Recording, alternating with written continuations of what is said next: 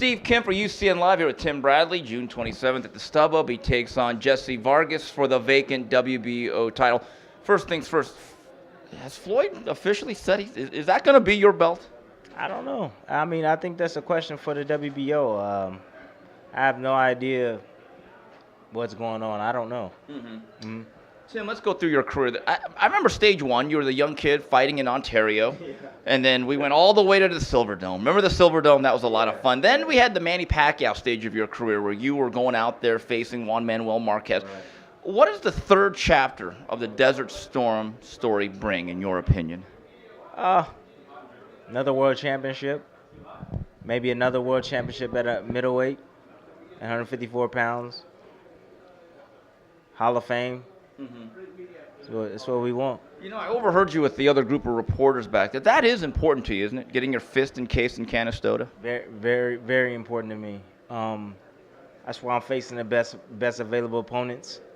I'm not going to shy away from the best matches out there. I want to prove to myself, prove to the fans that, dude, I'm a throwback fighter. I'll fight anybody, and I can beat anybody. Tim, I know you live rather modestly, but you've made significant amount of money. You still have your health, but you've been at it a while. Is that what keeps you fighting? Is it really, it's such a cliche about the legacy, but you do want to put a finishing capper on this run? Yeah, absolutely. I've spoke to my wife. We spoke many times. My wife would like me to hang up the gloves in 2 years because I have 5 kids. And I want to keep a little left for my wits, don't want to lose too many more brain cells. I've been doing it a long time, like you said. I have a goal in mind as far as financially. I know I've made some money financially in the sport, and really good money, but I'm not satisfied just yet. When I get to my goal, which can be in the next 2 years, then there's a possibility you may see me hang up the gloves. But as I go to training, today and training every single day for this, I say, man, 2 years, that's a short period of time. I still got it. Yeah. I still can fight. So I'm battling just me as a fighter, me as a competitor, and, just my will, man. And I know that I can still do it physically.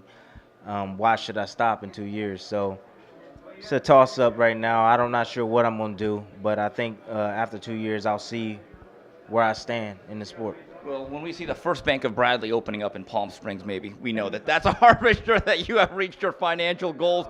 Tim, let's go back to the first time you ever appeared at the StubHub Center. I think one of the best fights I've seen ringside the last decade against Ruslan Provodnikov. I'm not going to ask you what you remember about it because you admitted you don't remember most of the fight. But there is a mystique to that venue, isn't there, as a fighter? There is. I've watched many great fights there. I watched the Vasquez Marquez fight there, both fights, unbelievable fights. The Guerrero fight. There's a lot of different fights that went on there. The Berto fight that was there.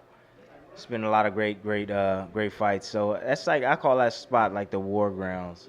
It truly is, and it's not a bad seat in the house. So everybody should come down if you can. Come down and check it out on the 27th, me and Jessie Vargas, because let me tell you, I think this is going to be a great fight. I honestly do.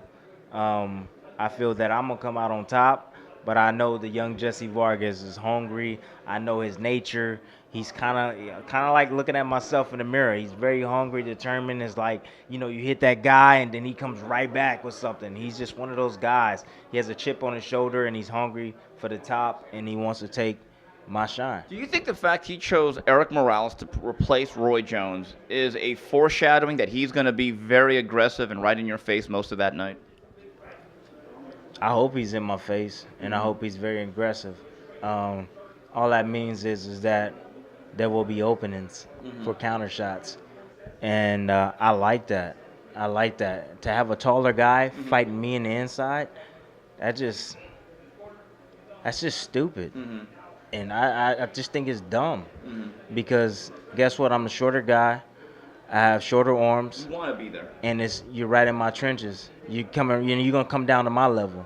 So he's not gonna be that tall. He's gonna be this tall. You know what I'm saying? So I think that favors me. So if that's his game plan, is to come forward and attack me, come get some.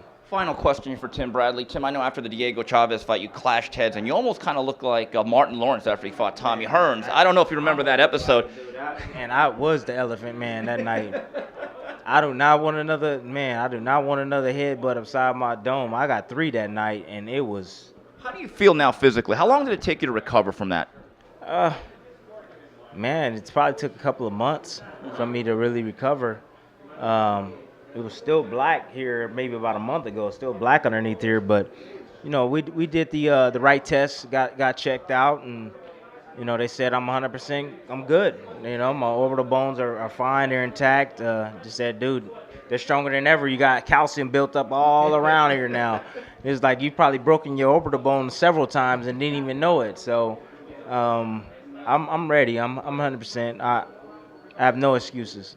Here it is, June 27th. He goes for another world title against Jessie Vargas at the StubHub Center. This is Steve Kim for UCN Live.